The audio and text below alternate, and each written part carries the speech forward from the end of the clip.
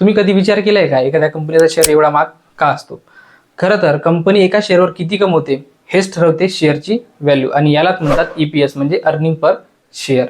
आता हे earning per share म्हणजे एका शेअरवर जे कंपनी प्रॉफिट कमवते त्याला म्हणतात ईपीएस, आणि यालाच म्हणतात नेट प्रॉफिट सुद्धा.